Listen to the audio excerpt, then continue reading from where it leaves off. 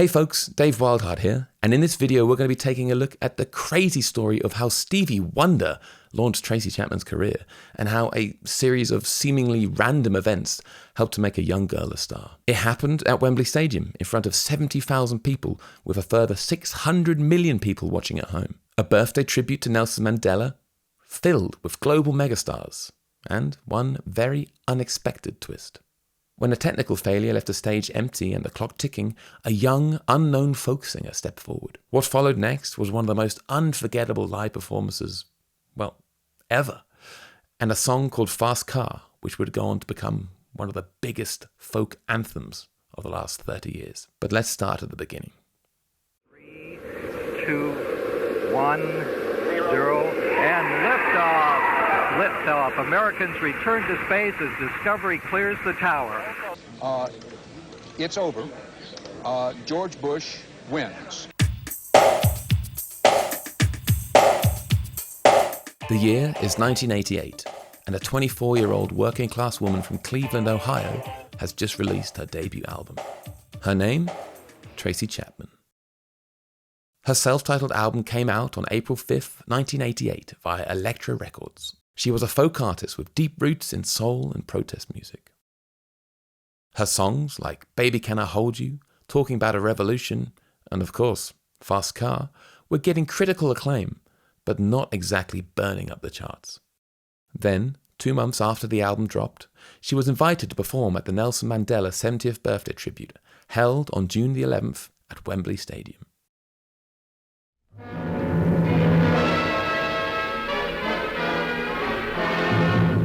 Demonstrations against the South African government's strict apartheid policies flare into shocking violence. At Sharpsville and At the time, Mandela had been imprisoned for over 25 years, labelled as a terrorist by the South African apartheid regime.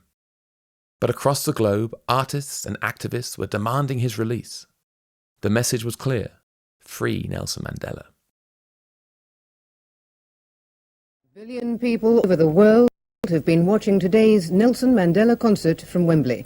But the Conservative MP John Carlyle has again criticised the BBC's decision to show the event. He described it as the worst attempt of political bias for years. The concert was framed as a tribute, not a protest, so that the BBC could broadcast it without political backlash. But make no mistake, it was deeply political. And it was big. 70,000 people in the stadium and over 600 million watching on TV. The lineup was massive, a whole host of global superstars, including Dire Straits, Whitney Houston, and George Michael. Oh, and of course, somewhere down the list, Tracy Chapman.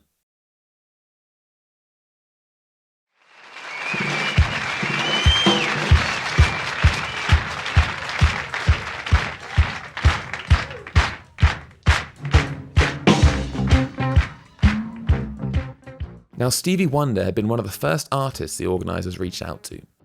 Tony Hollingsworth, the man in charge, had spent weeks trying to get hold of him. Every Friday, he'd call Stevie's studio. Nothing. Eventually, Stevie's team told him that the invitation was under consideration. Then, just 3 days before the show, Stevie called back. "Is the slot still open?" he asked. And it was. So they booked him in, but they kept his name off the official bill to make it a surprise. Now, back to Tracy.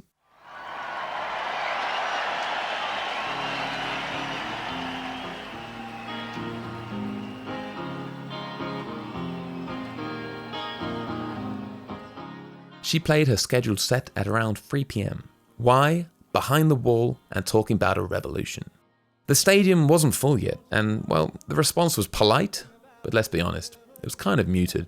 She was a stripped-back acoustic act on a day packed with big bands and big productions. But everything changed around 5:30 p.m. Let's go. Wembley was now packed. The crowd was electric. The world was watching. And then, just as Stevie Wonder is about to come on and play some of his biggest hits, well, he's disappeared. And here's why. Welcome back to Wembley Stadium. Now, we must explain why you haven't yet seen Stevie Wonder performing live on stage. His appearance has at least been delayed because of the theft of his computer and all its software from the side stage. Now, the police have apprehended a man who apparently did take that, but in the meantime, Stevie is trying to work out a way that he can still take part in today's concert. We'll keep you posted on that throughout the evening.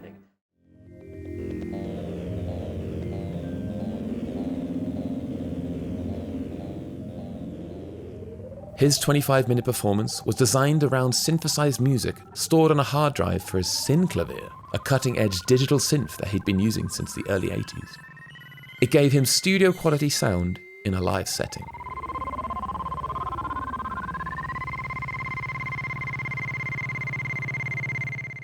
But as he was walking up the ramp to go on stage, he realized the hard drive was missing.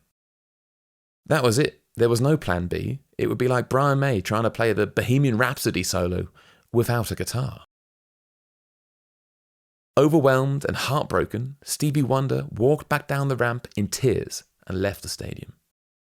Now the production team was in full panic mode. They needed someone, anyone. And who happened to still be backstage?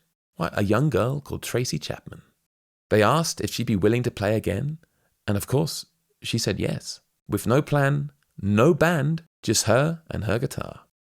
Now, by this time, the crowd had been waiting. They were buzzing with anticipation, thinking the legend Stevie Wonder was about to appear. And instead, they get a nervous 24-year-old folk singer that they didn't recognize. She looked small, shaky, understandably overwhelmed by the moment. And then she started playing Fast Car.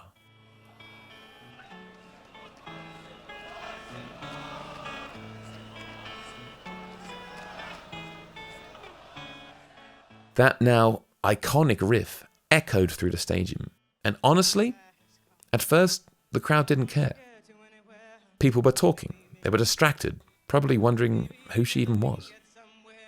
But then, something changed. As the song unfolded, her voice grew steadier, stronger. The vulnerability in her delivery began pulling people in. The crowd noise faded. The talking stopped. Wembley Stadium was locked in. I remember when we were driving in your car. Speed so fast I felt like I was drunk. City lights lay out before us and your arms felt nice. A single voice and a guitar turned 70,000 people into silent listeners. It was raw. It was honest. It was perfect. You could see her realizing, they're with me. And it gave her confidence. The song bloomed. The final note rang out.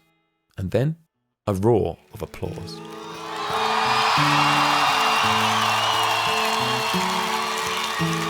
That minimalist performance created a moment unlike anything else that day. In the weeks that followed, Tracy Chapman's life was changed forever. Before the concert, her album had sold a respectable 250,000 copies. 2 weeks later, over 2 million. In the UK, her album jumped from number 25 to number 2 in 1 week. In the US, it hit number 1. Fast Car cracked the top 10. Eventually, the album sold over 20 million copies worldwide. And the Grammy goes to Fast Car, Tracy Chapman.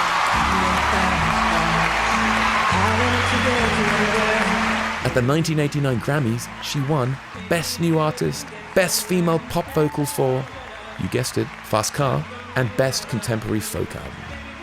That one song, that one performance, it opened the door to everything that followed. It's easy to look back now and say, well, that was just fate or destiny. But in that moment, those shaky hands, the restless crowd, that one guitar, that one song, well, nothing was guaranteed. Tracy Chapman didn't just step in for Stevie Wonder, she stepped into her own story. And it kind of reminded me that sometimes performances are better when they're unplanned. They're more honest, more raw, more present, more human. Let me know your thoughts in the comments, guys. I'd love to hear from you. And was anyone watching? Or was anyone even there in the audience in Wembley Stadium? That would be super cool. And if not, well, go find that performance on YouTube. Find it, watch it, and just soak it in. You'll see why even decades later, it stops people in their tracks. Thanks for watching. I'll see you in the next video.